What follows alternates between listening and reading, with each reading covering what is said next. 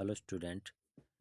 आज के वीडियो में हम उत्तर प्रदेश बोर्ड के द्वारा जारी किए गए कक्षा 10 के हिंदी विषय का मॉडल मॉडल पेपर हल करेंगे।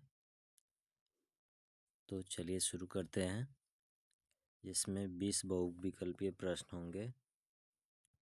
तो इसमें पहला प्रश्न दिया है कि बाबू गुलाब राय किस युग के लेखक हैं। तो इसमें 4 ऑप्शन दिए हैं। तो इसका उत्तर हो जाएगा सी, वो शुक्ल युग के लेखक हैं।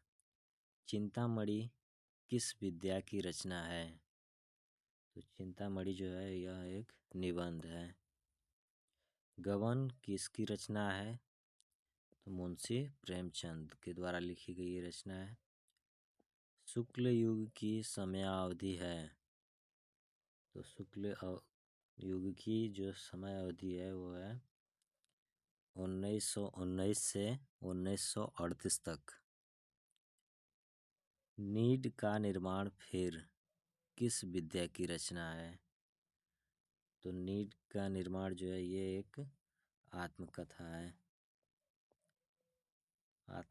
है। प्रिय प्रवास किस युग की रचना है। प्रिय प्रवास ये द्विवेदी युग की रचना है। फिर इसके आगे अगला प्रश्न है इसमें कि मधुशाला किसकी रचना है। तो मधुशाला हरिवंश राय बच्चन के द्वारा लिखी गई रचना है। भारत भारतीय किसकी रचना है। भारत भारतीय किसकी रचना है। तो ये है मैथिली शरण गुप्त, और ये बहुत ही इम्पोर्टेंट है। आधुनिक काल कब से कब तक है। आधुनिक काल जो है ये सन 1843 से अब तक। फिर नेक्स्ट प्रश्न है कि मोतीराम किस युग के कवि हैं। मोतीराम ये रीतिकाल के कवि हैं। हास्य रस का स्थायी भाव है। तो इसका हो जाएगा हास। सोहत ओढ़े पितपट श्याम सलोने गात, मानो नीलमणि शैल पर आल्फा पर्यो प्रकाश। इसमें कौन सा अलंकार है। तो इसमें हो जाएगा उत्प्रेक्षा अलंकार। रोला छंद में कुल कितने चरण होते हैं। तो रोला छंद में कुल 4 चरण होते हैं। आकर्षण शब्द में किस उपसर्ग का प्रयोग किया गया है। तो आकर्षण में आ उपसर्ग का प्रयोग किया गया है। फिर नेक्स्ट इसमें हो जाएगा कि रचना के आधार पर वाक्य के कितने भेद हैं। रचना के आधार पर वाक्य के कितने भेद हैं। तो इसका उत्तर हो जाएगा 3। पीताम्बर में कौन सा समास है। पीताम्बर में इसमें हो जाएगा बहुब्रीहि समास। आंसू का तत्सम रूप है। आंसू का तत्सम रूप हो जाएगा अश्रु। कृतवाच्य में किसकी प्रधानता होती है। कृतवाच्य में किसकी प्रधानता होती है। तो इसमें हो जाएगा कर्ता की प्रधानता। ताभ्य शब्द में वचन एवं विभक्ति है। तो इसमें हो जाएगा चतुर्थी विभक्ति और बहुवचन।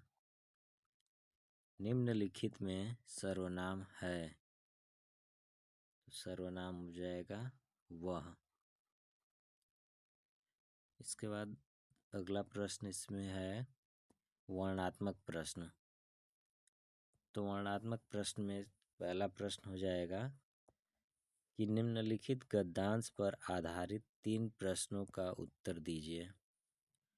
तो ये गद्यांश हैं कि यह कोई बात नहीं है कि एक स्वभाव और रुचि के लोगों में ही मित्रता हो सकती है। समाज में विभिन्नता देखकर लोग एक दूसरे की ओर आकर्षित होते हैं। जो गुण हम में नहीं है, हम चाहते हैं कि कोई ऐसा मित्र मिले जिसमें वे गुण हों। चिंताशील मनुष्य प्रफुल्लित चित्त का एक साथ ढूंढता है। निर्बल बलि का, धीर उत्साही का, उच्च आकांक्षा वाला चंद्रगुप्त युक्ति और उपाय के लिए चाणक्य का मुंह ताकता था। नीति विशारद अकबर मन बहलाने के लिए बीरबल की ओर देखता था। तो इसमें 3 प्रश्न हैं कि उपर्युक्त गद्यांश का संदर्भ लिखिए। तो इसका संदर्भ हो जाएगा,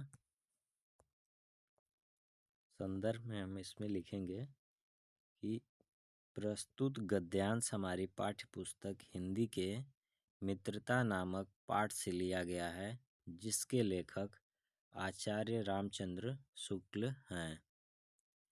इसके बाद दूसरा प्रश्न है कि गद्यांश के रेखांकित अंश की व्याख्या कीजिए। तो इसमें जो रेखांकित है उसकी जब हम व्याख्या करेंगे तो इसका उत्तर हो जाएगा कि निम्न रेखांकित अंशों के माध्यम से लेखक हमें यह बताना चाहते हैं कि मित्रता केवल उन दो लोगों के बीच हो सकती है जो एक ही प्रकार के कार्य करते हों या एक ही रुचि रखते हों। ऐसा आवश्यक नहीं है। अलग अलग प्रकार के कार्य करने वाले और अलग अलग प्रकार की रुचि रखने वाले व्यक्तियों के बीच भी मित्रता हो सकती है।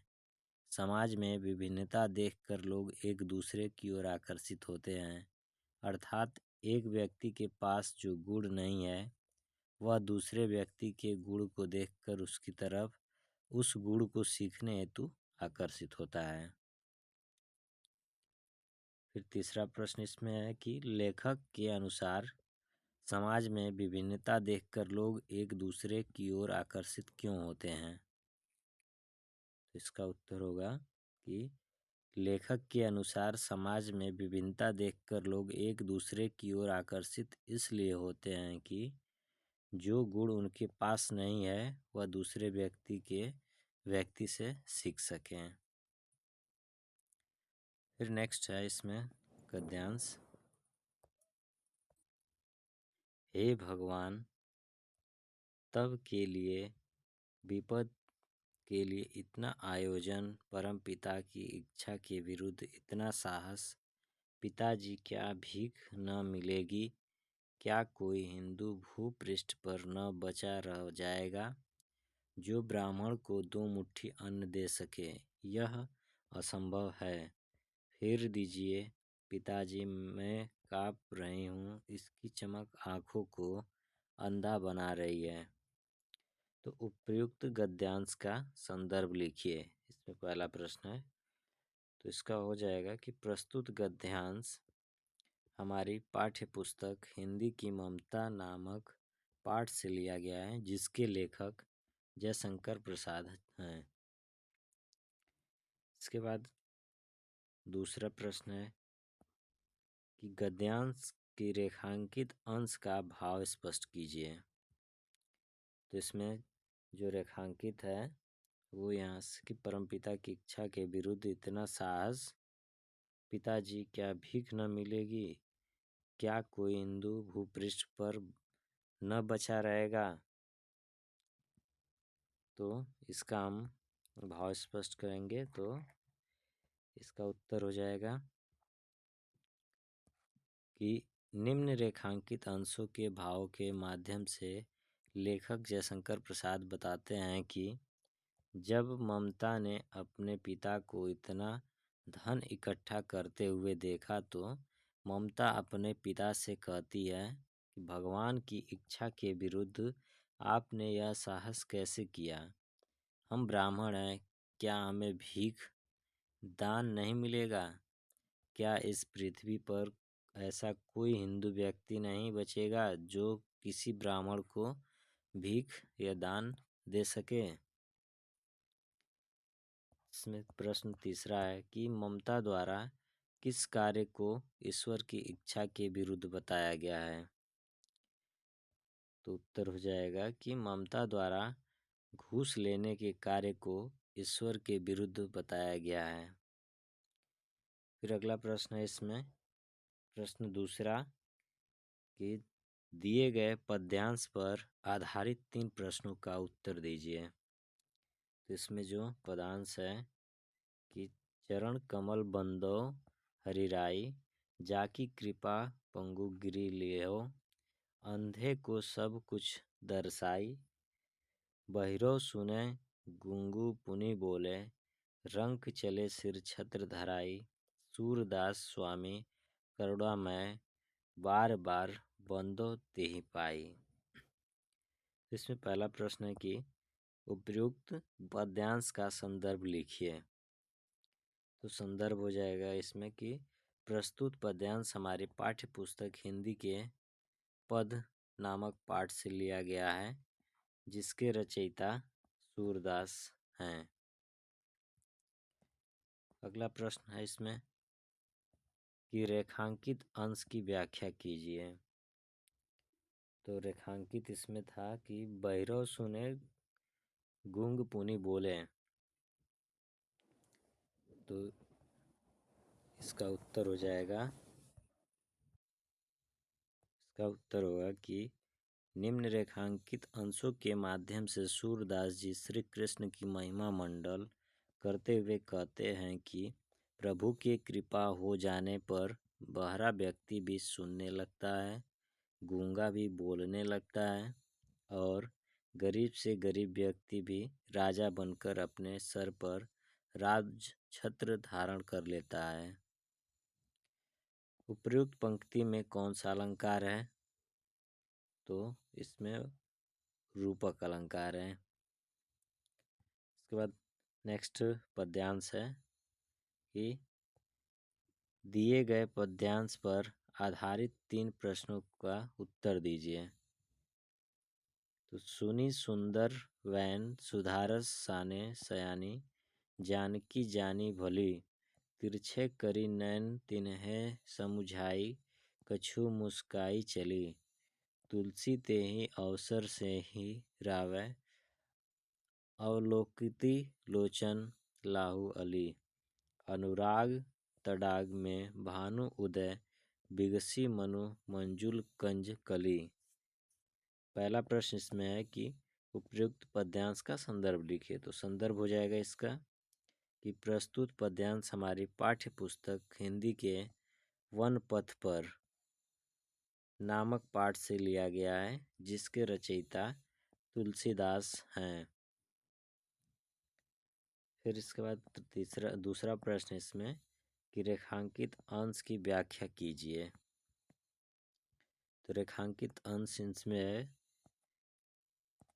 इसका हो जाएगा कि जब राम वनवास जाते हैं तो रास्ते में एक जगह ग्राम वधुएं राम को एकटक निहारती हैं। उसी समय का निम्न रेखांकित अंशों के माध्यम से तुलसीदास जी वर्णन करते हुए कहते हैं कि मानो प्रेम के सरोवर में राम रूपी सूर्य का उदय हो गया हो और ग्राम वधुओं के नेत्र रूपी कमल की सुंदर कलियां खिल गई हों। तीसरा प्रश्न इसमें कि अनुराग तड़ाग तथा मनु मंजुल कंज कली में कौन सा अलंकार है? तो उत्तर हो जाएगा कि अनुराग तड़ाग में रूपक तथा मनु मंजुल में कंजकली में उत्प्रेक्षा अलंकार है। फिर इसके बाद प्रश्न तीसरा है जो संस्कृत से है। तो तीसरा प्रश्न है इसमें कि दिए गए संस्कृत गद्यांश में से किसी एक का संदर्भ सहित हिंदी में अनुवाद कीजिए। तो ये है कि एषा नगरी भारतीय संस्कृतेः संस्कृत भाषायस्य केन्द्रस्थलम् अस्ति। इत एव संस्कृत वामपस्य संस्कृतेश्च आलोकः सर्वत्र प्रसृतः। मुगल युवराज दारा शिकोह अत्रागत्य भारतीय दर्शनशास्त्राणाम् अध्ययनम् अकरोत्।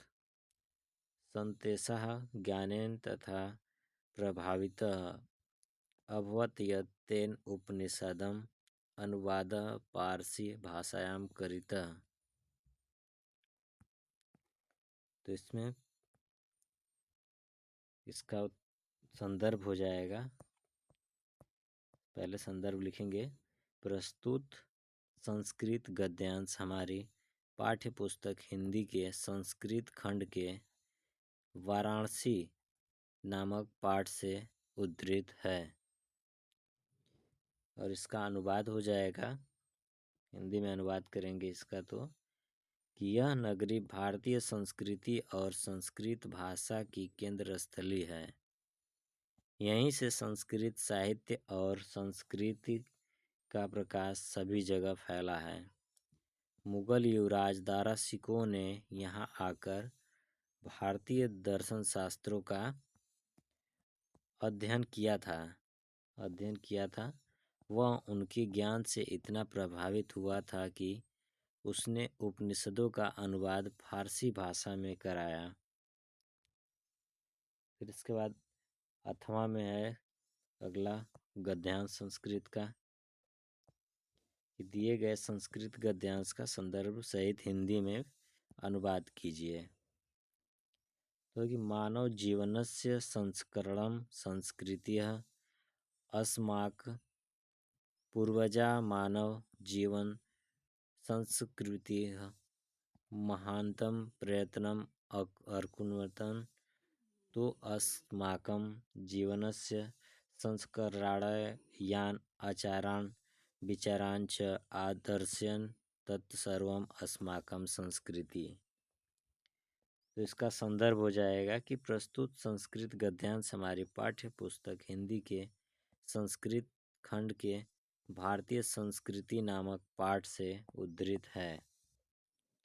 और इसका हिंदी अनुवाद हो जाएगा कि मानव जीवन को संवारना, दोषादि को दूर करना ही संस्कृति है। हमारे पूर्वजों ने मानव जीवन को शुद्ध करने के लिए महान प्रयत्न किए हैं। उन्होंने हमारे जीवन के संस्कारों के लिए जिन आचारों और विचारों को दिखाया, वह सब हमारी संस्कृति है। इसके बाद प्रश्न है, ये प्रश्न चौथा है कि प्रश्न 4 है ये, कि दिए गए संस्कृत पद्यांश में से किसी एक का संदर्भ सहित हिंदी में अनुवाद कीजिए। यानी 2 पद्यांश में से कोई एक करना है। तो पहला इसमें कि मानम हित्वा प्रियो भवति क्रोधम हित्वा न सोचती, कामम हित्वार्थवान भवति लोभम हित्वा सुखी भवेत। तो इसका संदर्भ हो जाएगा कि प्रस्तुत संस्कृत पद्यांश हमारी पाठ्य पुस्तक हिंदी के संस्कृत खंड के जीवन सूत्राणी नामक पाठ से उद्धृत है। इसका अनुवाद हो जाएगा कि अहंकार को छोड़ने पर व्यक्ति सबका प्रिय बन जाता है।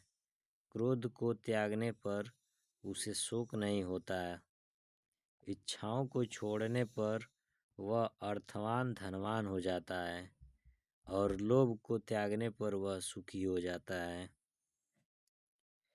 इस श्लोक में यह समझाया गया है कि जीवन में सुख और शांति प्राप्त करने के लिए हमें अहंकार, क्रोध, इच्छाएं और लोभ जैसी बुराइयों को त्यागना चाहिए।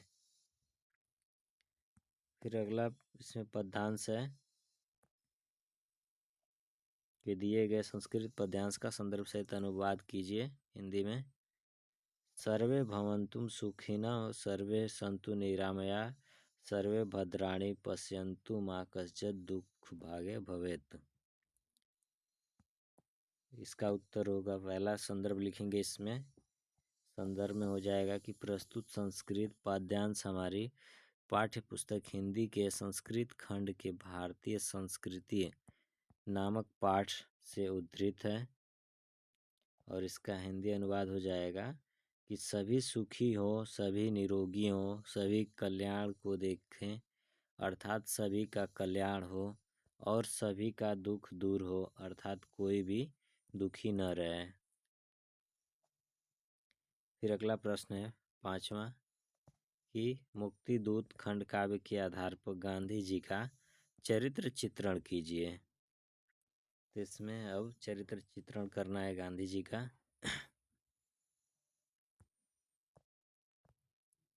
फिर नेक्स्ट प्रश्न 5 है। प्रश्न 5 है कि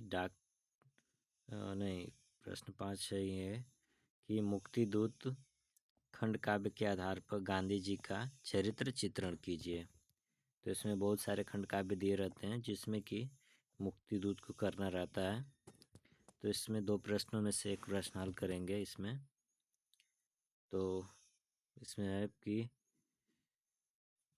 गांधी जी का चरित्र चित्रण करना है। तो इसका उत्तर हम लिखेंगे कि डॉक्टर राजेंद्र मिश्र द्वारा रचित मुक्ति दूत खंड काव्य के नायक महात्मा गांधी हैं। कवि ने गांधी जी की जिन विशेषताओं का वर्णन किया है वे संक्षेप में निम्नलिखित हैं। पहला इसमें कि अलौकिक या लोकोत्तर पुरुष। कवि ने गांधी जी को असाधारण पुरुष मानना है। प्रथम सर्ग में ही गांधी जी को अवतार के रूप में स्वीकार किया गया है।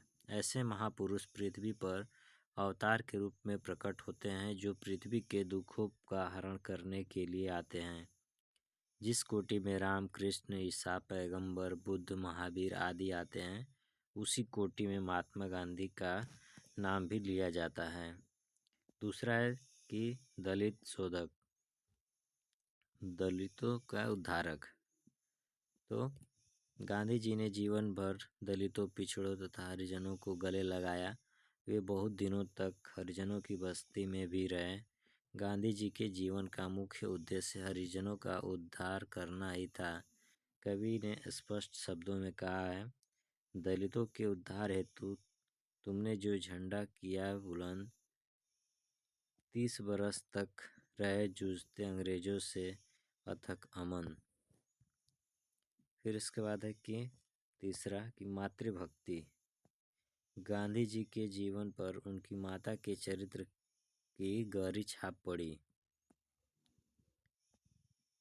खंड काव्य के द्वितीय सर्ग में उन्होंने अपनी माता को स्वप्न में देखा और उनकी सच्ची शिक्षा को ग्रहण किया। गांधी जी ने उदारता, परोपकार, सत्यता आदि गुणों का अपनी माता से ही सीखा।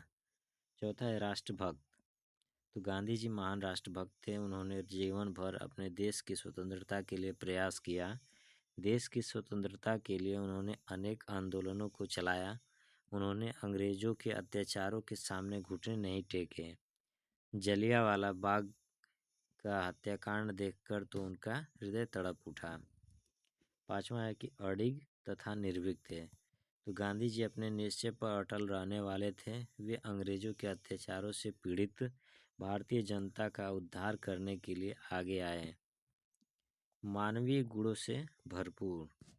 तो गांधी जी का चरित्र अनेक गुणों का भंडार था। उनमें सत्यता, परोपकार, करुणा, अहिंसा, देशभक्ति आदि के गुण कूट कूट कर भरे हुए थे। वे सभी को समान दृष्टि से देखते थे। वे विश्व बंधुत्व तथा भाईचारे की भावना से ओतप्रोत थे और सभी धर्मों के प्रति आदर भाव रखते थे। गांधी जी सचमुच ही भारत में अलौकिक पुरुष के रूप में अवतरित हुए। फिर इसके बाद है अगला प्रश्न। इसमें है